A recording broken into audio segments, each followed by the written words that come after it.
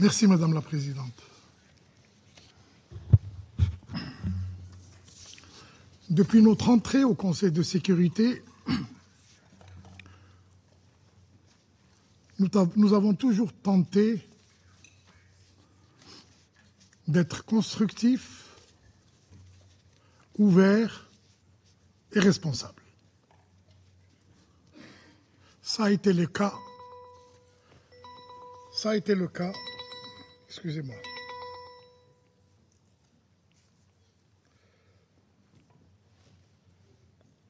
Ça a été le cas depuis le début des négociations du projet de résolution sur la MINURSO.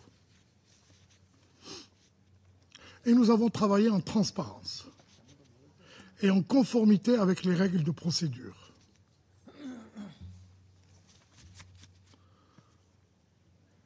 Et nous avons été contraints de vous soumettre ces deux amendements.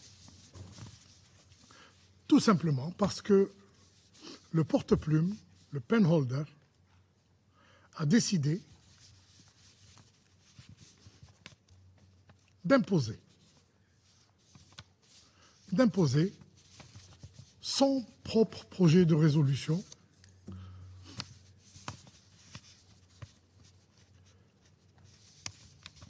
et de le mettre en bleu hier à 17h30.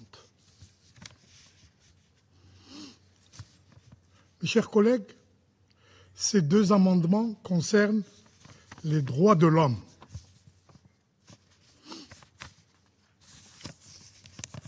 Un élément dont on parle souvent, peut-être trop souvent, autour de cette table. Le premier amendement tire sa référence scrupuleusement du rapport du secrétaire général, en particulier le paragraphe 72. Et je voudrais vous le lire ici. Le Haut Commissariat des Nations Unies aux droits de l'homme n'a pas pu se rendre au Sahara occidental pour la 9e année consécutive, malgré de multiples requêtes officielles et en dépit de la résolution 2703 dans laquelle le Conseil de sécurité encourage un renforcement de la coopération, notamment par la facilitation de ces visites. Vous avez devant vous le premier amendement proposé par mon pays.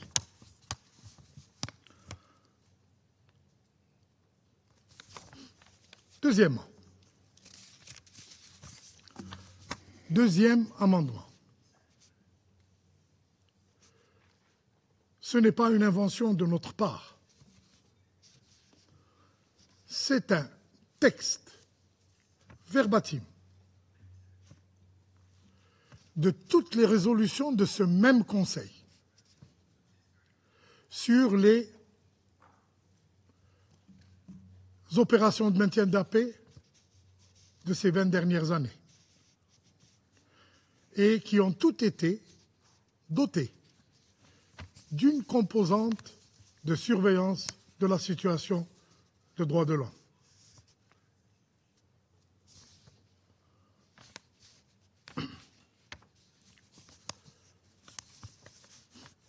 Et à ce sujet, je m'interroge sur le risque pour notre Conseil d'être accusé de double standard. Double standard au détriment du peuple du Sahara occidental. En effet, le mois prochain, ce mois qui vient, nous allons tous voter sur un texte concernant Abyei, concernant la Somalie, qui prévoit un component des droits de l'homme au sein de ses missions. Pourquoi la MINURSO n'en serait pas dotée? Et c'est toute la légitimité du Conseil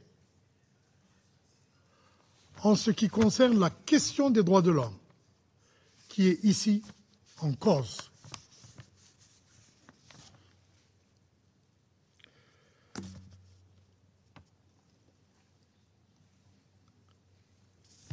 Je voudrais, pour terminer, évoquer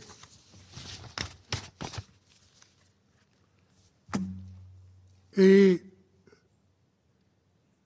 ceux qui me connaissent depuis 1 an, presque, savent que j'ai les défauts de la franchise.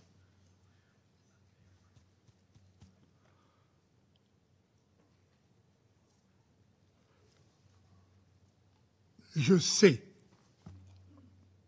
les pressions dont vous avez été l'objet ici à New York et dans vos capitales. Je vous connais tous personnellement et je sais les grincements que vos instructions ont créé à l'intérieur de vos missions ici à New York.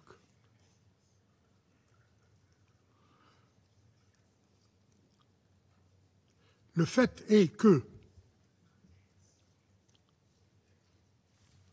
en déniant au peuple du Sahara occidental la protection qui lui est garantie